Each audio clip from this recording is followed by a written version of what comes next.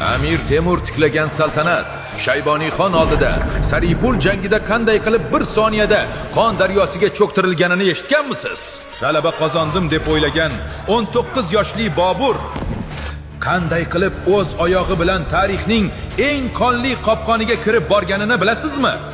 Boburnoma va tarixiy rashidiy asarlarga ko'ra, Saripul jangining chorshanba tongida soxta yulduzlarga aldangan Bobur xavfsiz xandaqlarni tashlab ochiq maydonga otiladi. U dushman markazini osongina yorib kiradi va o'zini mutlaq g'olib deb o'ylaydi. Ammo bu daho strateg Shayboniyxonning o'lim shaxmati edi.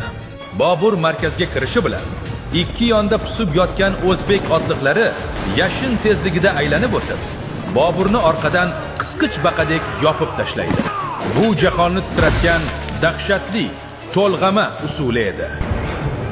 To'rt tomondan ajal yomg'iridek yog'ilgan olovli o'qlar ostida qolgan askarlar jon saqlash uchun yovvoyilarcha qochib, Qohiq daryosiga o'zlarini otadilar.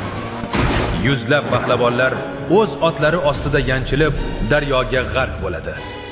O'z armiyasining qon daryosiga botganini ko'rgan Bobur bor yo'g'i 10-15 ta odami bilan zo'rg'a qochib qutuladi.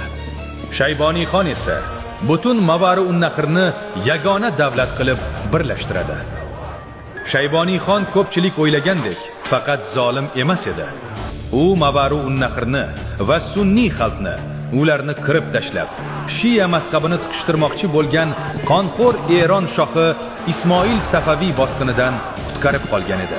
Eng dahshatlisi, ota yurtini qaytarish alamida yongan yosh Bobur qanday aql bovar qilmas xiyonatga qo'l urdi. Nega u ajdodlari dushmani shoh Ismoil bilan sirli ittifoq tuzib, boshiga shialarning 12 o'ramli qip-qizil sallasini kiyishga majbur bo'ldi? Nega bu xiyonatni kechirmagan butun Samarqand xalqi o'zining sevimli Boburiga tosh otdi? Tarixning eng yashirin, sharmandali siri keyingi qismda fosh bo'ladi. O'tkazib yubormaslik uchun hoziroq obuna bo'ling.